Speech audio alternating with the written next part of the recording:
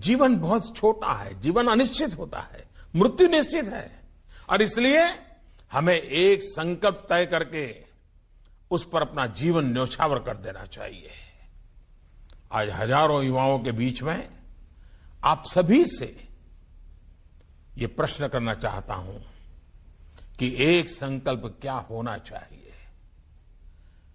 कई बार मैं देखता हूं कि किसी युवा से अचानक पूछ जाए कि उसके जीवन का लक्ष्य क्या है, तो वो सीधा उत्तर नहीं दे पाता। वो अपने पर्पज ऑफ लाइफ को लेकर ही कंफ्यूज है।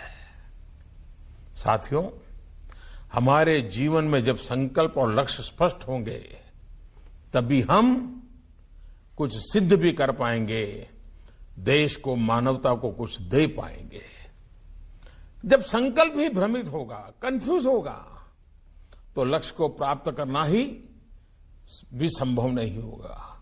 रेलवे प्लेटफॉर्म पर पहुंचने के बाद ढेर सारी गाड़ियां खड़ी हैं और पता ही नहीं कि किस ट्रेन में बैठना है, तो न आप मंजिल पर पहुंच सकते हैं, न आप यात्रा का रास्ता तय कर सकते हैं। स्वामी विवेकानंद जी भी, उनका एक बहुत मशहूर कथन है और वो कहते थे, take up one idea, make that one idea your life, think of it, dream of it, live on that idea. Let the brain, muscle, nerves, every part of your body be full of that idea.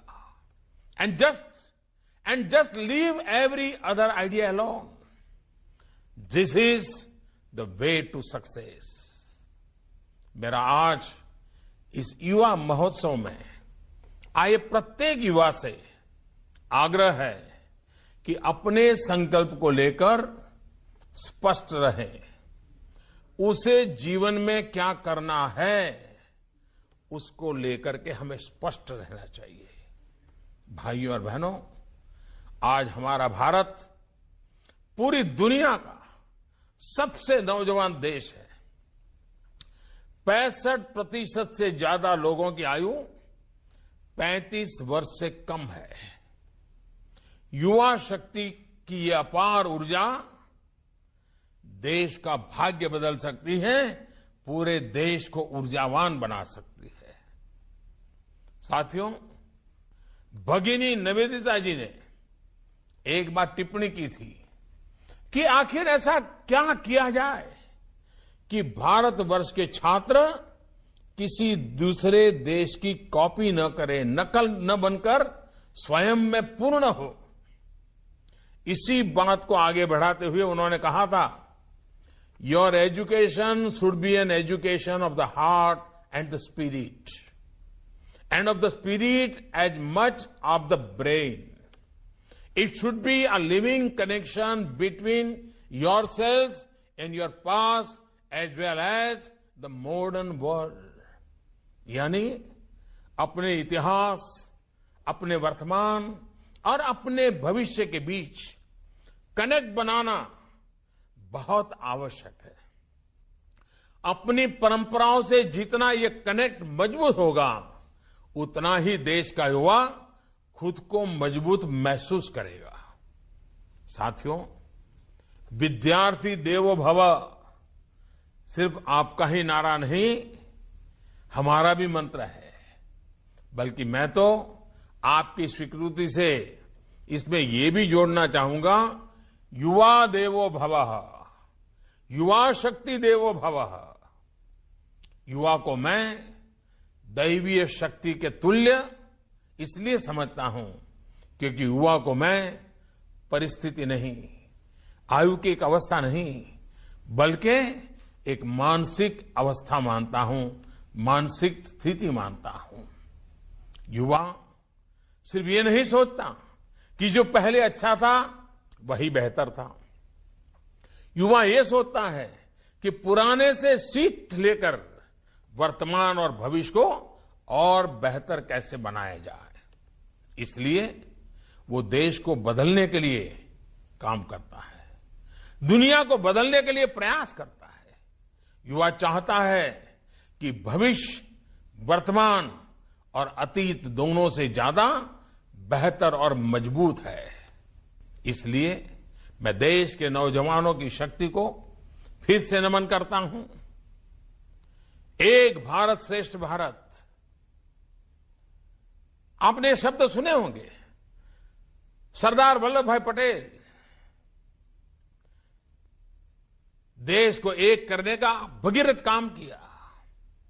एक भारत को श्रेष्ठ भारत बनाना ये हम लोगों की जिम्मेवारी है।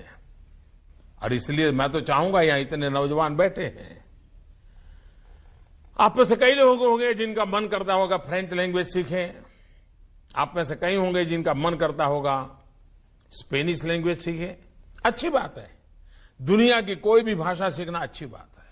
लेकिन क्या कभी हमारे मन में उठता है कि जो देश, इतना बड़ा देश, 100 भाषाएं, 1700 डायलेक्ट, 10-12 भाषाएं हम भी तो सीखें, 5-50 वाक्य हमारे देश की भाषा के तो बोलना सीखें, 2-4 किसी और राज्य की भाषा के गीत गुनगुनाना सीखें।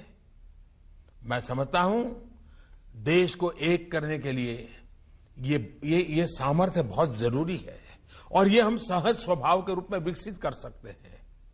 मैंने भी अभी टूटी फूटी भाषा में कहो, लेकिन जैसे ही कन्नड़ में कुछ बातें कही, आपके दिल को छूने लगी।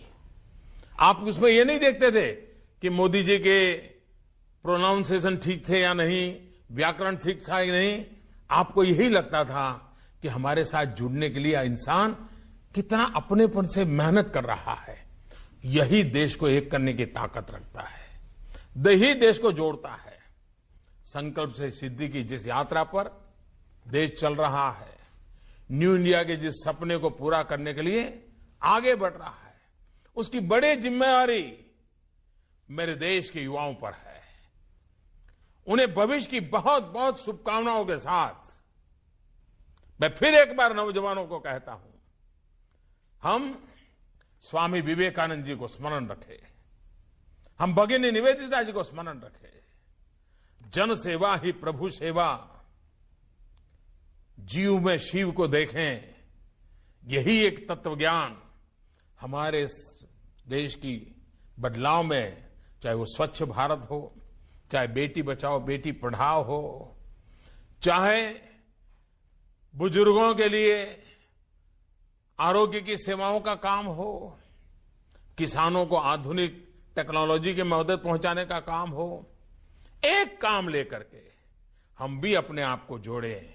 और मुझे विश्वास है कि आप सभी नौजवान इन संतों, महान संतों, और तुमकुरू की पवित्र भूमि है जहां ऐसे वरिष्ठ संत बैठे हुए हैं, ऐसी भूमि से एक नई प्रेरणा लेकर के आप चलेंगे। आप सबको नरेंद्र मोदी ऐप, आप जुड़े हुए होंगे और मुझे भी मन करता है मैं आपसे जुड़ूं।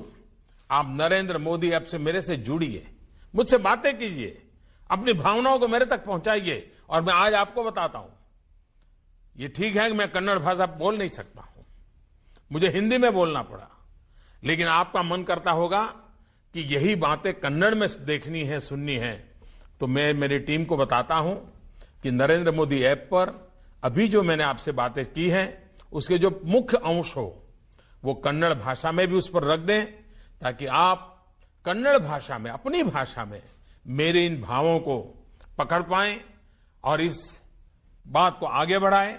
मैं आज इस त्रिवेणी संगम के लिए, इस आयोजन के लिए रामकृष्ण विवेकानंद आश्रम को फिर एक बार बहुत बहुत बधाई देता हूं और मैं सभी संतगण को यहां से प्रणाम करता हूं, शिवगिरी मठ को नमन करता हूं और आप सब नौजवानों को बहुत बहुत शुभकामनाएं देता हूं। बहुत बहुत धन्यवाद।